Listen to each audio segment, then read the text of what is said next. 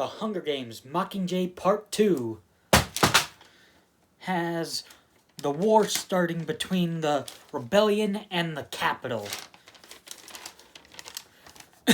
This is the end of the Hunger Games, the end of the Hunger Games franchise. Until I think there's like a fifth one coming out, like a prequel, next November. I think I heard that, so I'll probably review that. I'll review that whenever that comes out, maybe.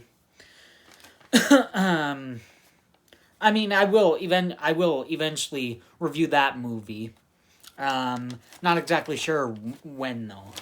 But anyways, right now so far, this is the end of the Hunger Game franchise. So the positives on this film are the Flood Bowl is really good. It's a really good scene. It floods with ooze, and it just keeps rising. I thought that was actually pretty tense. The creepy humanoid chase is probably the most horror-centric thing in this franchise that this franchise has gotten. It's creepy, engaging, actiony. I kind of like it. When they're like down in the when they're underground and these humanoid type monster things start chasing them. I don't really know what those are, but I thought that was actually pretty good. I think you'll see that on my top 10 moments list. And not to spoil it, but I guess I just did. But that scene will be on my list. Just because that is the most horror-centric part of this franchise. So I just thought that scene was actually really interesting. The shootout and the floor breaking in the middle of the movie was pretty tense and engaging. I really liked that. And just all around, the action in the movie is actually pretty good. I actually really do like it. And the ending of the movie, finally defeating President Snow, is pretty engaging and satisfying. Like more and more throughout this franchise, they kept making him more and more evil. He was always evil in the beginning of the franchise, but like they just kept amping it up throughout these 4 movies. So I really like that. So it's satisfying to finally see him die. And spoilers if you don't know the ending. Katniss is supposed to shoot President Snow, but then she at the last second points it up and shoots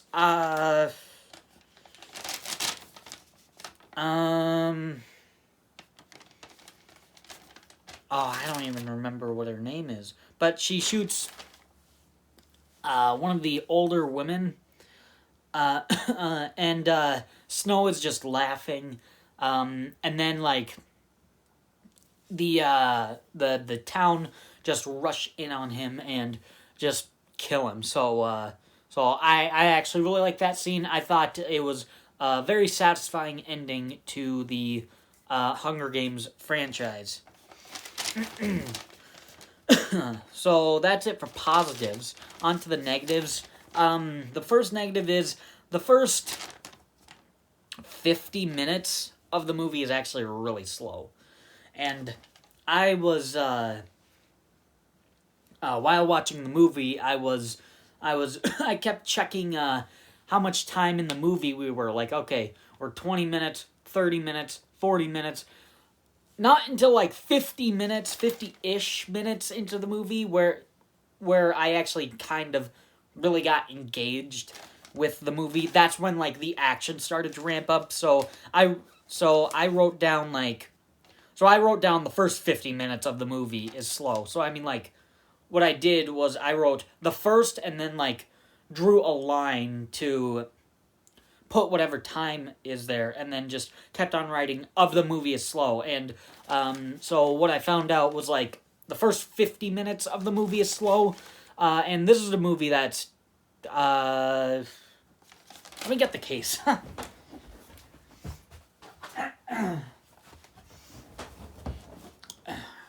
Thankfully, I didn't throw the case, like, across the room, so that's good. So the movie is 137 minutes, so 120 is 2 hours. So it's 2 hours and 17 minutes. So that's just under half the movie. Just under half the movie, where half the movie would be like an hour and 8 minutes, let's call it. So just under half the movie is kind of slow. And I mean, it was like, for the entire time, I was like, get to the action already. I've seen this movie before. I remember there's action in the movie. I remember I liked it enough the first time. Where's the action? Even after that, even after the first 50 minutes of the movie, it's still pretty slow for a good chunk of the movie. Because, I mean, like, in my positives, I named off all the scenes that I liked that were pretty much all action scenes, except for, like, the ending of the movie, which, that's not really an action scene, but it's still a scene that I do really like. The action scenes would be, like, the flood bowl, creepy humanoid chase, shootout, and the floor breaking. So that's 3, plus the ending that I was actually engaged with. For a good chunk of the movie, it still kind of feels like a lot of setup, and just like Deathly Hallows Part 2, I think the first 20, maybe even 30 minutes of this movie could get applied to the first Mockingjay, for the Mockingjay Part 1, just to make this movie better, because I already hate Mockingjay Part 1, so making it longer, it's not going to really change that much. So I think it would have made the movie better if they either cut the movie shorter or took like 30 minutes of this, put it into Mockingjay Part 1. Aside from that, another negative is it's kind of confusing of what the creepy humanoid things are. I don't think they explain it, even though I like that scene. I don't know if they're human, monster, or a bit of both. It's just not explained. It was kind of weird. It was such a weird scene since this franchise is pretty grounded in reality.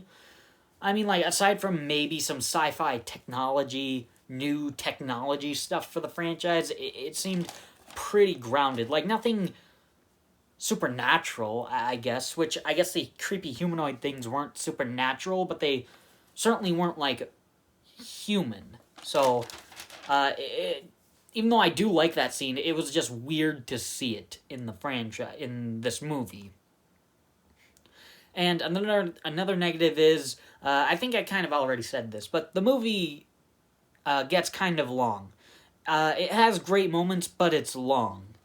That kind of goes along with the first 50 minutes is slow, but I mean, like, for all these movies, they all kind of just get long. Like, you know, maybe the first 20 minutes is actually fine, but in the middle, a good chunk of the middle of each movie, it can get kind of long. So that just goes for every one of these movies. But in the end, I think this movie is okay. It's actiony enough. It drags in the middle, but it has some pretty good moments. So I think it's actually a pretty decent movie. So that's my review on the Hunger Games Mockingjay Part 2. Thanks for watching.